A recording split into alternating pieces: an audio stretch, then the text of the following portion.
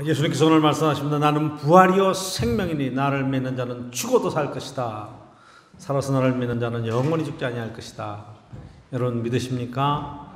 아멘이십니까?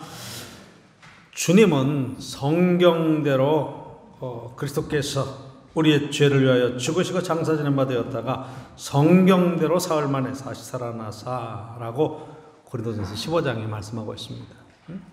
성경대로 다시 살아나셨다. 그러니까 성경의 예언의 말씀들이 그의 삶 속에 십자가의 죽음을 통과하고 부활로 성취되는 것을 정확하게 말씀하고 있는 것을 보게 됩니다. 여러분, 예수님의 부활은 신앙 고백만이 아니라 역사적인 사실입니다. 분명한 것은 이 역사적인 사실, 어떻게 생각하면 변할 수 없는 사실 앞에 우리가 먼저 신앙 고백하는 것 굉장히 중요하죠. 예수님의 부활을 오늘 이 요한복음 11장에서 아주 극적으로 보여주는 나사로의 사건이 있습니다. 이 나사로의 사건은 요한복음에만 기록되어 있죠. 마태, 마가, 누가복음에는 이 나사로 이야기가 없어요. 여러분들도 요한복음 11장 이렇게 성경을 펼쳐보시면 거기에 제목에 다른 병행에 대한 성경의 이야기가 없어요. 그러면 이렇게 유명한 사건, 나사로가 죽었다 살아나는 부활의 이야기를 마태는 몰랐을까요? 마가는 몰랐을까요? 누가는 몰랐을까요? 예수님의 제자들은 왜 안 다뤘을까요? 여러분, 여기 굉장히 중요한 질문을 하는 거예요. 지금. 예수님께서 실제로 사역하신 것은 AD 30년경이죠. 크게 이렇게 뭉뚱기를 한 30년경. 왜냐하면 예수님으로부터 시작해서 이게 서기, 이 연수가 세워졌으니까 AD가 세워지잖아요. 아노 도미니, 예수 그리스도 이후에, 주 이후에 연도가 세워져서 예수님이 30살에, 33살에 돌아가시니까 30대에 돌아가셨다고 보시면 돼요.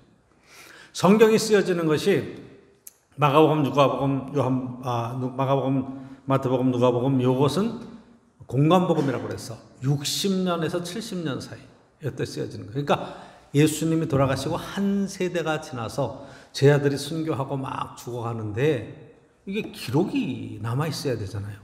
그래서 복음서에 사도들이 설교한 내용들, 또 전해오던 그런 기적의 이야기들을 다 모아서 마가복음이 쓰여지고 베드로의 설교 중심입니다. 그리고 마태복음, 누가복음이 쓰여지는 거예요. 그리고 이 요한복음은 AD 90년에서 100년 사이에 쓰여지는 거예요. 그러니까 한 세대를 더 지나서 그 다음에 쓰여지는 거예요. 두 세대 뒤에. 어떤 의미가 있느냐 이게. 지금 여러분들 요한복음 보면 이것이 어떤 말씀 중심, 어떤 사역 중심의 이거보다는 한 사건이 일어나면 그 사건에 대한 해석과 적용에 관한 이야기들로 쭉 쓰여져 있어요. 요한 사도가 그 사역 속에서 되었던 여러 가지 일들을 쓰고 있는데, 예를 들어 오병이의 기적이다. 그러면 보리떡 5개 물고기 2마리로 5,000명이 먹고 12바구니가 남았다. 요렇게 다른 복음서에 쓰여 있다면 요한복음은 이걸 설명을 하죠. 나는 하늘에서 내려온 산떡이니 나를 먹는 자는 영생하도록 생명을 얻을 것이다. 하나님이, 예수님께서 내가 하늘에서 내려온 산떡이다. 이게 많은 자들이 저 말씀은 어렵다. 어떻게 저 말씀을 믿을 수 있겠느냐. 그리고 여러 사람이 떠나갔다. 이렇게 쭉 얘기를 해요. 그러니까 거기에 대한 설명과 그 뒤에 되어지는 사건들에 대한 이야기가 있는 거죠. 자, 그럼 요한복음이 쓰여지는 것은 AD 90년에서 100년 사이에 두 세대 뒤에 이 대상들이 헬라의 세계에 쭉 퍼져 있는 그런 사역에 대한 더 넓은 세계 구원에 관한 이야기를 쓰고 있어요. 그래서 여러분 요한복음 1장 1절에 태초에 말씀이 계시니라 그러죠. 태초에 말 로고스라고 하는 헬라의 언어를 쓰면서 이 헬라 속에 묻어있는 이 로고스, 말씀이라고 하는 것이 어떤 거냐. 우리는 성경 말씀 이렇게만 얘기하죠. 말씀이 육신이 되어 우리 가운데 거하심에 이렇게 해서 말씀이 육신이 되셨다 하는 걸로만 보지만 그 로고스라고 하는 말이 철학적인 언어로, 헬라 언어로는 어떤 의미가 있냐면 그게 세상의 근본이에요. 원리예요. 세상을 살아가는 이치예요. 하나님께서 세상을 만드시고 운행하시는 그 전반적인 이치, 전반적인 원리가 있었다. 그 세상에 돌아가는 모든 진리와 이치가 이 땅에 사람으로 오셨다. 그분이 예수님이시다. 이렇게 얘기를 하는 거예요. 그러니까 차원이, 이게 요한복음의 차원은 이 세계 공강복음보다는 더 깊고 철학적으로 심오한 내용들을 담고 있다. 자, 시대적으로는 이렇게 여러분 보시면 돼요. 예수님이 돌아가신 뒤에 승천하시죠. 부활하시고 승천하셨어요. 저희들이 하늘을 보니까 뭐라고 그래요? 하늘에 소리가 나죠. 뭘 그렇게 보고 있느냐? 너희들이 본 그대로 다시 오시리라. 그렇죠? 사장님 다시 오시리라. 그래서 그때의 제자들과 그 광경을 본 많은 성도들은 예수님이 곧 오실 것이다. 그래서 성령 임하고 막 애를 쓰고 전도를 해나가죠. 그렇죠? 왜? 예수님 오시기 전에 어쨌든 이 복음이 전파되고 세계의 복음이 땅끝까지 이뤄내 증인이 되어야 되니까 땅끝까지 복음이 전파돼야 그 다음에 예수님 오신다. 열심히 전도를 했는데 지금 한 세대가 지나가면서 제자들이 순교하고 첫 세대 예수님을 만났던 사람들이 하나하나 돌아가시기 시작하는 거예요. 여러분 고린도서 15장에도 사도 바울이 그런 얘기를 하잖아요. 예수님이 부활하신 예수님을 먼저 게바에게 나타나셨다. 베드로에게 나타나셨다. 12제자에게 나타나셨다. 그 다음에 500여 제자에게 한꺼번에 나타나셨다. 그런데 그 중에 일부는 죽었고 일부는 자고 있고 잠들었고 죽었다는 표현이죠. 많은 사람이 살아있다. 사도 바울이 사역할 때만 해도 그랬어요. 그런데 지금 AD 90년으로 가면 이게 지금 예수님을 만난 사람들이 거의 다 죽고 나왔어요. 지금 요한 사도 하나 남았다고 할 정도로 지금 그런 시대가 됐어요. 근데 예수님 안 오시잖아요. 그렇죠? 그러니까 예수님의 부활, 이것이 예수님의 재림이 과연 어떻게 될 것인가? 곧 오신다. 너희들이 그대로 본 대로 오시리라 말씀해 주셨는데 안 오시잖아요. 그러니까 부활은 우리가 예수님을 전하다가 예수님 오시면 다시 한번 부활되고 휴거되고 이럴 걸로 봤는데 부활에 관한 신앙들이 흩어지기 시작하는 거예요. 그래서 여러분 고린도서 15장에 보면 너희 가운데 아직도 부활을 믿지 않는 사람들이 있다. 어떻게 예수님이 죽은 자 가운데서 살아나셨는데 안 믿을 수 있겠느냐라는 얘기를 하는 거예요.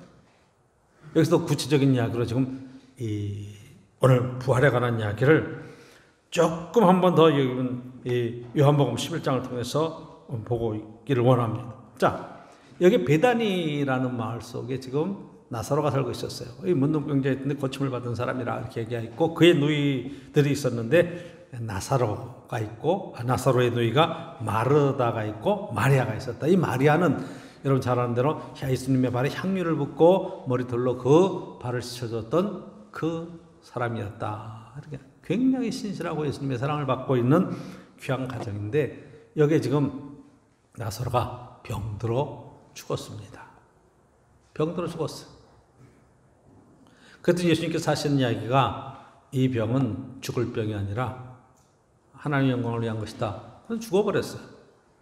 그러니까 이제 죽었다는 소문이 듣고 지금 여러분 예수님은 예루살렘에 계시고 여기 베다니는 거기서 가까운 동네. 그래서 시간이 지나간 뒤에 예수님이 오늘 본문의 13절에 오늘 17절에 쭉 이렇게 얘기를 같이 보면 그런 거예요. 자, 한번 17절 보시면 예수께서 와서 보시니 나사로가 무덤에 있은지 이미 나흘이 되었다. 장사를 치르고 있는 나흘이 지나간 거예요. 죽은 지가 사흘 나흘 됐다는 거예요. 그래서 베다니 예루살렘에 가깝기가 한 5리쯤 되어서 가까워서 이제 자 예수님이 오신다는 얘기를 듣고 이제 상주인 마르다와 마리아가 나오는 거예요. 자 21절을 보면 마르다가 이렇게 얘기하죠. 주께서 여기 계셨더라면 내 오라비는 죽지 아니하였겠나이다. 내 오라비가 죽지 않았을 것입니다. 왜? 예수님이 능력을 고쳐주셨을 거니까 안 죽었을 텐데 예수님이 이게 늦게 오셔가지고 오라버니가 죽었다는 표현을 이야기하는 거예요. 그러면서 22절에 이야기하죠. 그러나 나는 이제라도 주께서 무엇인지 하나님께 구하시는 것을 하나님이 주실 줄 아나이다. 무엇이든지 구하면 하나님은 들어주신다. 그렇게 신앙 고백을 하는 거예요. 그런데 이 고백은 하지만 나사로가 다시 살아날 것에 대한 기대가 있었다 없었다? 나중에 가보면 이 기대는 사실 없는 거예요. 그 입술의 언어의 신앙적인 표현이지 정말 죽은 사람이 살아난다 기대할 수가 없어요. 그러니까 예수님께서 네 오라비가 다시 살아나리라 얘기해요. 네 오라비가 살아나리라. 이건 아주 실제적인 얘기인데 지금 24절 마르다가 말합니다. 마지막 날 부활의 때에는 다시 살아날 줄을 내가 아나이다. 이 하나님께 무엇을 구하면 하나님께서 이루어질 줄로 아나이다. 자, 네 오라비가 살아나리라. 실제적인 얘기예요. 부활에 관한 것이 지금 뒤에 살 이런 차원의 얘기 아니라 오늘 현재 되어지는 그런 일이라고 말씀하시는 거예요. 그랬더니 마르다가 신앙 고백하는데 마지막 날 부활 때에는 다시 살아날 줄 내가 아나이다. 그렇게 얘기하죠. 자, 초대교회에 쫙 퍼져 있는 이야기는 바로 이 이야기예요. 마지막 날에 주님 오시면 다 부활할 것이다 라는 신앙은 계속 갖고 있어요. 다 그걸 안다고 얘기를 해요. 그런데 실제 현재 부활의 이야기에는, 현재적인 부활의 이야기에는 지금 사실은 믿음이 없어요. 이 부분을 굉장히 현재적인 부활의 이야기, 종말도 현재적으로 지금 이루어지고 있는 종말의 이야기에 관한 것은 별로 지금 믿음이 들어가 있지 않은 상황이에요. 그러니까 25절에 유명한 얘기를 하죠. 예수님께서 나는 부활이요 생명이니 나를 믿는 자는 죽어도 살겠고 무릇 살아서 나를 믿는 자는 영원히 죽지 아니하리니 이것을 내가 믿느냐 이렇게 물어보세요. 나는 부활이요 생명이다. 죽어도 산다. 살아서 믿는 자는 영원히 죽지 않는다. 할렐루야. 여러분은 믿으십니까? 믿으세요? 여러분 지금 살아서 믿는 거예요? 죽어서 믿는 거예요? 살아서 믿는 거죠. 영원히 안 죽습니다. 믿어지십니까? 아이, 목사님 무슨 얘기예요? 다 죽잖아요. 장례 치르고 다. 영원히 안 죽는다는 거예요. 영혼이 안 죽는다는 게 아니라 영원히 안 죽는다는 거죠. 그렇죠? 근데 영원히 안 죽는 게 육체의 죽음에 관한 이야기가 아니죠, 지금. 예수님도 육체의 십자가에 죽으셨다가 부활하셨잖아요. 지금 부활로 이야기하는 거예요. 부활로. 사는 것으로. 영원히 산다는 이야기가 육을 가지고 영원히 산다는가? 지금 이야기를 하시는 건가요? 하나님께로부터 온 영이 영원히 하나님과 동행하면서 그 영원한 나라에 들어간다고 하시는 그 말씀인가? 많이 생각을 해봐야 돼요. 그렇죠? 27절에 보면 마르다가 이렇게 신앙 고백합니다. 주여 그러하이다. 주는 그리스도시요 세상에 오시는 하나님의 아들이신 줄 내가 믿나이다. 얘기하죠. 주는 그리스도이십니다. 하나님의 아들이십니다. 세상에 오신 하나님의 아들이십니다. 그걸 내가 믿습니다. 얘기하잖아요. 마태복음 16장 16절에 베드로가 고백하잖아요. 주는 그리스도시요 살아계신 하나님의 아들이십니다. 바요나 시몬아 내가 복이 있다. 신앙 고백, 똑같은 신앙 고백이죠. 그렇잖아요. 주는 그리스도이십니다. 자, 그리고 이제 무덤으로 갑니다. 무덤으로 가서 34절 보시면 막 비통하게 울고 막 예수님 오시니까 막 서럽기도 하고 그래서 우니까 그를 어디 두었느냐 그렇게 물어봤어요. 나사로가 어디 있느냐? 주여 와서 보옵소서. 예수님이 눈물을 흘리셨다. 성경 그렇게 이야기. 그러니까 돌로 여러분 파서 무덤을 거기에 돌을 이렇게 문을 닫아놓은 상황인데 39절 가시 보시면 이렇게 얘기해요. 예수님께 돌을 옮겨놓으라. 그래, 돌을 옮겨놓으라. 39절. 그랬더니 마르다가 이야기합니다. 주여 죽은 지가 나흘이 되었음에 벌써 냄새가 나나이다. 죽은 지가 나흘이 되어서 벌써 냄새가 납니다. 돌 옮겨놓으라. 죽은 지가 나흘이 되었습니다. 냄새가 납니다. 40절에 예수님께서 아주 더 유명한 말씀하시죠. 예수께서 이르시되 내 말이 내가 믿으면 하나님의 영광을 보리라 하지 아니했느냐. 내가 믿으면 하나님의 영광을 보리라 하지 않았느냐. 여러분 마르다가 예수님을 믿었습니까? 돌을 옮겨놓으라. 안 됩니다. 죽은 지가 나흘이 돼서 냄새가 납니다. 아니다. 네 오라비가 살아날 것이다. 마지막 날에 살아날 것은 믿습니다. 나는 부활이요 생명이니 주는 그리스도시요 살아계신 하나님의 아들이심을 믿습니다. 신앙 고백은 쭉 하는 것 같은데 결정적인 순간에 아닙니다. 냄새납니다. 내가 믿으면 하나님의 영광을 보리라 하지 않았냐. 그래서 돌을 옮겨놓고 예수님께서 기도하시고 나사로야 나오너라. 그랬더니 나사로가 배를 돌리고 쑥 나왔어요. 할렐루야. 부활의 실제가 일어났습니다. 그래서 오늘 저와 여러분들이 함께 봐야 될 것은 바로 이 부분이에요. 과연 죽음은 무엇이냐? 이 땅의 사망은 무엇이냐? 왜 이 땅에 죽음이 들어왔느냐? 이게 첫 번째 물음이에요. 그럼 죽음은 뭐예요? 에덴 동산에서 이것을 먹는다면 내가 정령 죽으리라, 반드시 죽으리라 말씀하시는 그 선악과를 먹고 죽죠. 그런데 선악과 먹고 바로 죽습니까? 아니요, 살아있죠. 그러면 사단의 얘기가 맞은 거예요? 하나님의 말씀이 맞는 거예요? 근데 성경을 여러분 바로 그거 잘 보시면 이것을 먹는 날에 내가 바로 직사하리라 이렇게는 안 하시잖아. 그렇죠? 직사하리라가 아니라 반드시 죽으리라 그러시잖아요. 그러니까 이것이 지금 선악과를 먹고 그것이 죄를 하나님 말씀을 범하고 죄를 지으면서 에덴 동산에서 쫓겨나고 사망이 땅에 들어왔다. 사망이 들어온 거예요. 시간이 육체적으로 지나갈지 모르지만 사망은 들어왔어요. 결국 이 사망의 권세를 깨는 것은 뭐예요? 생명나무로 해서 생명을 얻는 거잖아요. 다시 사는 거죠. 그러면 여러분 에덴 동산에 쫓겨난 사람이 에덴 동산에 들어가야죠. 하나님의 말씀을 어기고 추방당한 하나님과 관계가 회복돼야죠. 선악과를 먹고 이 아담과 하와가 제일 먼저 하는 행동이 나뭇잎으로 가리고 숨었어요. 하나님이 아담아 내가 어디 있느냐 찾아오셨을 때 내가 벗었으므로 두려워하여 숨었나이다 하는 거예요. 그 전까지는 어땠을까요?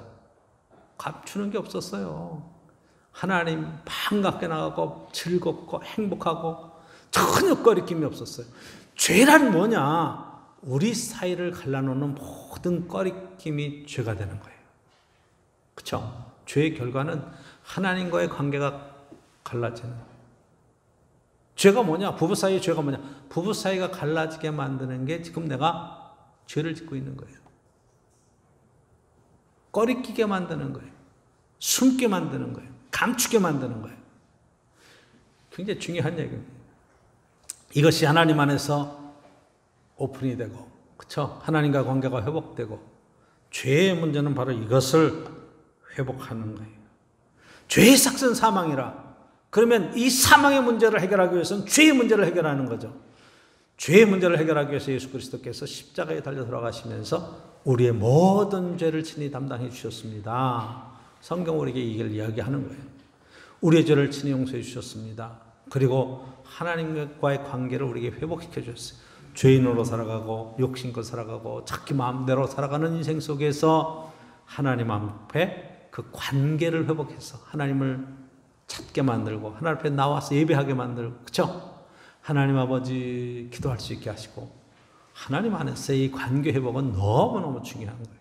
사람과 사람 사이에도 여러분 관계가 깨어지면 죄된 인생이 되는 겁니다. 관계 회복이 얼마나 중요한지 몰라요.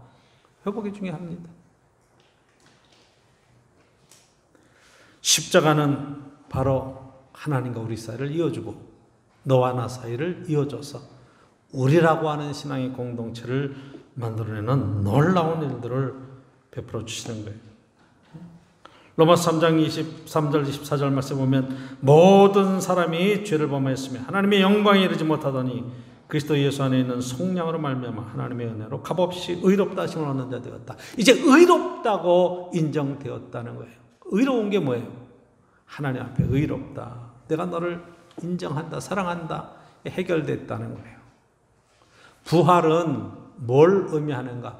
사망 권세를 깬 거예요. 사망의 원인이 뭐예요? 죄예요. 그러니까 죄의 문제를 해결하시면서 지금 나사로야 나오너라 하는 이야기 속에 예수 그리스도에 대한 바른 신앙, 부활에 대한 바른 믿음이 얼마나 중요한가 요한사도는 이것을 이야기를 하는 거예요. 두 번째로 오늘 본문 속에서 저와 여러분들이 나사로가 살아났습니다. 그래서 이 뒤에 여러분 12장, 13장 쭉 내려가 보면 이때에 이제 사람들이 예수님을 죽일 생각을 하고 그런 작전을 세우기 시작해요. 왜? 실제로 죽었다 살아난 사람의 역사들이 나타나니까. 과부의 아들도 죽었다 살아났습니다. 나사로의 이야기 많이 안 해요. 그렇죠? 회당장 야이로의 딸도 죽었다 살아났어요. 그런데 여러분, 그렇게 죽었다 살아났다고 해서 우리가 부활이라고 이야기하잖아요. 그렇죠? 부활은 좀 더 깊은 영적인 의미가 들어있는 거예요.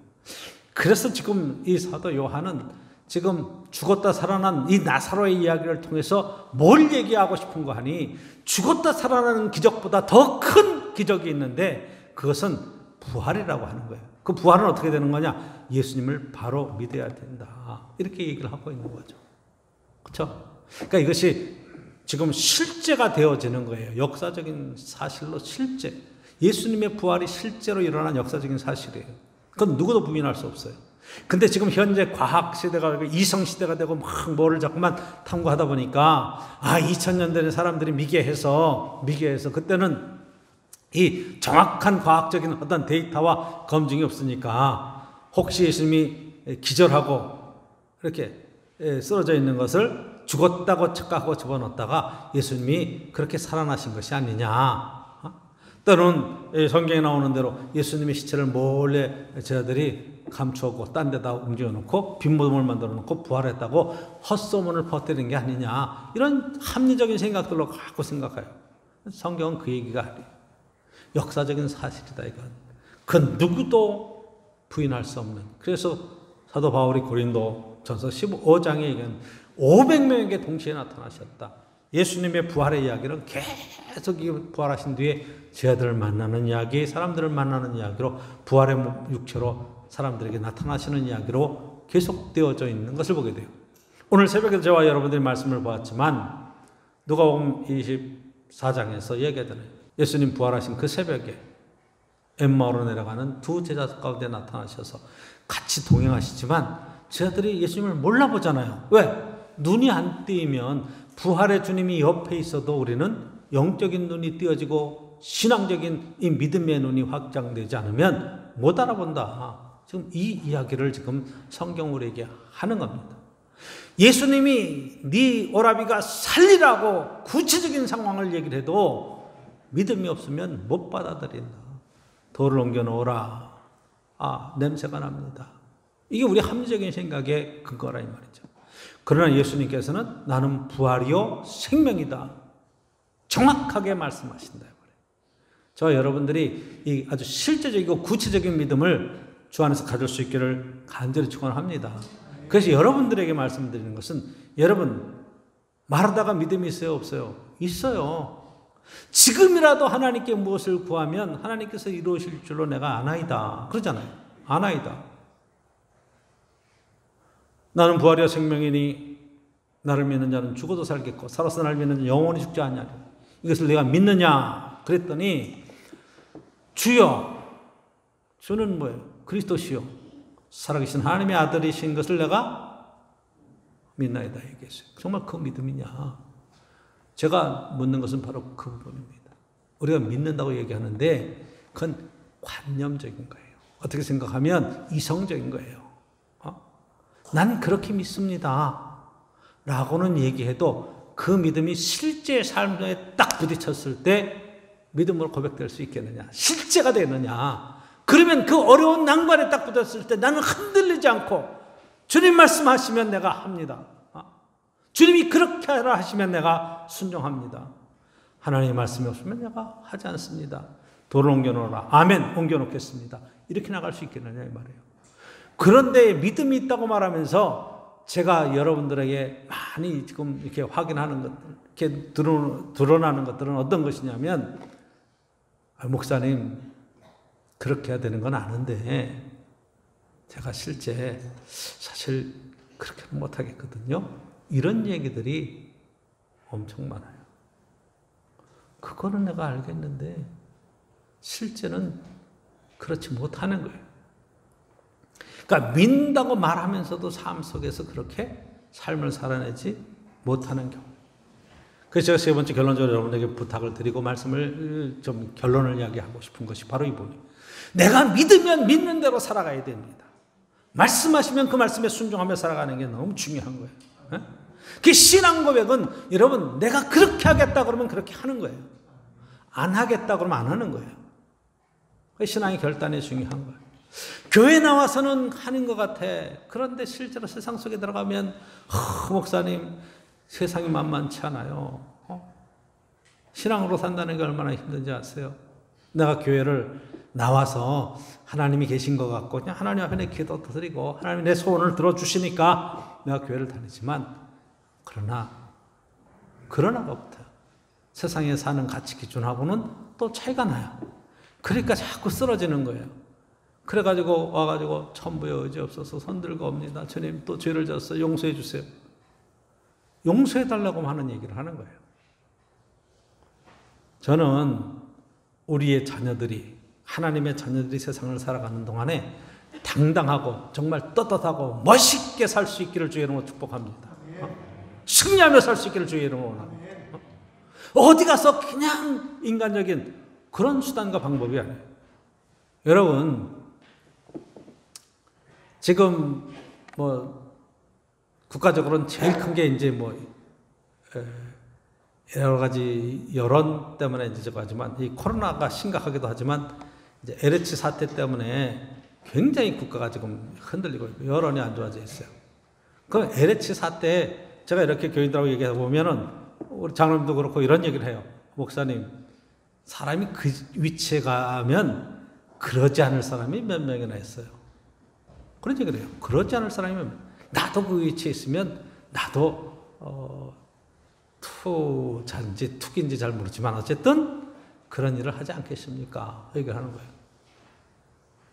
근데 저는 목사로서 또는 장로로서 권사로서 교인들로서 분명하게 얘기할 수 있는 것은 공무원들의 이야기 속에서는 그래서는 안 된다.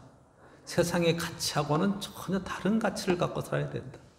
지금 시장, 시의원들 다 그 이익하고 연결되어 있는 부분 속에서 그 자리를 정말로 이 시민들을 위하고 백성들을 위한 그런 선정을 베풀려고 하는 그런 공무원들이 얼마나 있겠느냐 이 말이에요. 우리는 다 그런 것들을 생각을 해요.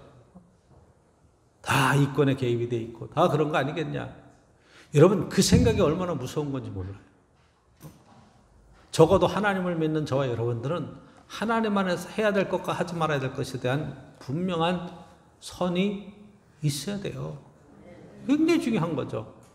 그렇잖아요. 여러분 부부 사이에 지켜야 될 그런 선들이 있잖아요. 이런 것들은 정확하게 지켜줘야죠. 한번 생각해 보세요. 요셉의 이야기가 있잖아요. 요셉이 너무 준수하게 잘생겨가지고 지금 주인마님이 자꾸 유혹하잖아요. 세상적인 가치관 기준으로 얘기하면 넘어가는 게 당연하죠. 그런 기회가 어디 있어요? 라고 말할 수 있어요. 그런데 여러분 요셉이 딱 하는 얘기가 있잖아요. 뭐가? 하나님 앞에 내가 죄를 지을 수 없습니다. 내 주인에게, 내가 섬기는 주인에게 당신은 내가 위임받지 않았습니다. 모든 재산은 내가 할 수 있어도 당신은 아닙니다. 정확하게 행동을 하죠. 그렇죠? 그것 때문에 누명을 쓰고 감옥에 가도 하나님이 그를 형통케 하시는 자리에 세웠더라 이 말이에요. 여기에 초점이 맞춰져야 돼요. 내게 손해가 되고 내게 불이익이 되고 내가 그것 때문에 누명을 쓰는 한이 있더라도 나는 신앙을 지킨다. 하나님 앞에 이 믿음을 지켜간다. 내가 믿는 것은 믿는 대로 살아간다. 이게 되어져 있어야 우리가 세상 속에서 세상을 변화시킬 수 있는 힘과 능력으로 역사할 수 있습니다. 굉장히 중요한 얘기예요. 내가 세상에 들어가서 세상으로 똑같이 살아가면서 세상을 어떻게 변화시켜요? 여러분 빛이 들어가는 순간에 어둠은 물러가게 되어 있는 거예요. 그렇죠? 빛이 들어가는 순간에 어둠이 물러가게 돼요.